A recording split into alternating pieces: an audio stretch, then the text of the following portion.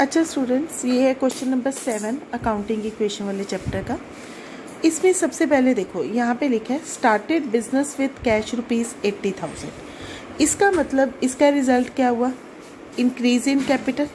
एक तो increase in capital हुआ 80,000 से, और दूसरा हमारा क्या हो गया? Increase in cash.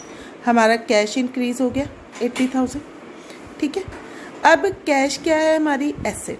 यहाँ पे लिखो कैश कितना आ गया? 80,000। और यहाँ पे कैपिटल के अंदर यहाँ पे लिखो कैपिटल, और यहाँ पे भी आ गया 80,000। ठीक है, अब आपने इसको ना हर एक के स्टेटमेंट के बाद टोटल चेक कर लेना है। हमारे पास होता है कि assets is equal to liabilities plus capital. अब हमारे पास इधर टोटल क्या है? 80,000, और इधर भी ये लाइबिलिटी ज़ीरो है, तो यहाँ पे भी क्या है? 80,000। दोनों साइड सेम होगी ना।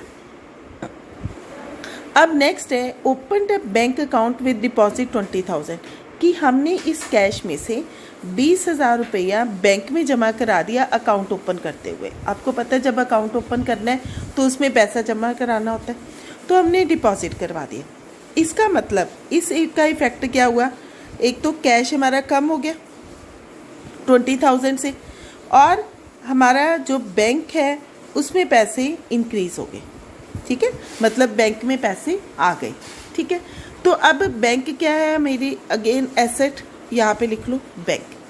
ठीक है, अब कैश में से माइनस कर दो 20,000, और बैंक में प्लस हो जाएंगे 20,000। इसका इफेक्ट ना लाइबिलिटी पे ना कैपिटल पे कोई नहीं है।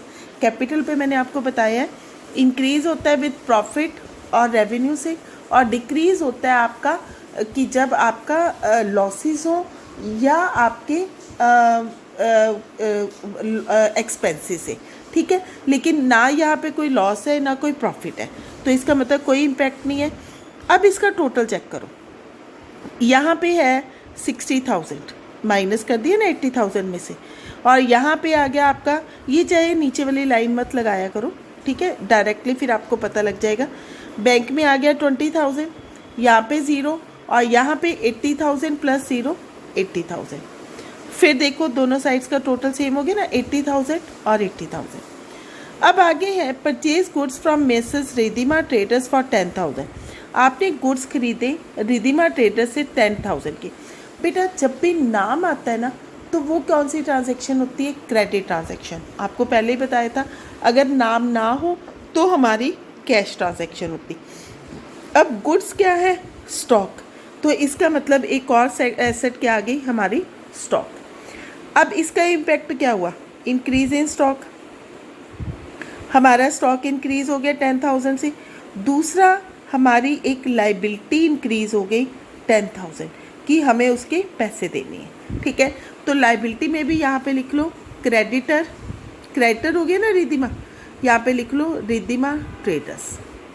ठीक है, तो अब इस टैक्ट का इम्पैक्ट हमारे कैश पे ज़ीरो, बैंक पे भी ज़ीरो, लेकिन स्टॉक में प्लस हो गया 10,000, लाइबिलिटीज़ में 10,000 प्लस हो गया, और कैपिटल पे इम्पैक्ट ज़ीरो।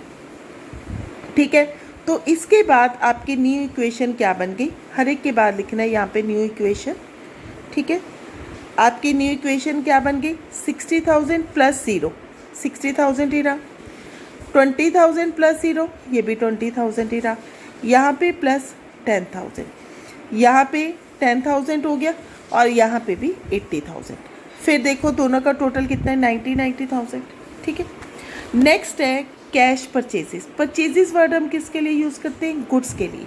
इसका मतलब हमने गुड्स खरीदे हैं कैश पे। इसका मतलब क्या हो गया?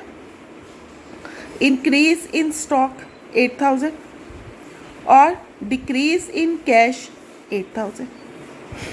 ठीक है ना, हमारा स्टॉक इंक्रीज हुआ क्योंकि हमने गुड्स खरीद लिए, और कैश उसको पेमेंट कर दी तो कैश कम हो गया। तो इसका मतलब यहाँ पे कैश के नीचे कर दो -8,000। बैंक में कोई फ़र्क नहीं पड़ा क्योंकि बैंक में नहीं गया, प्लस यहाँ पे स्टॉक में भी इंक्रीज़ कर दो 8,000। ना कोई लाइबिलिटी इंक्रीज़ हुई ना कोई कैपिटल।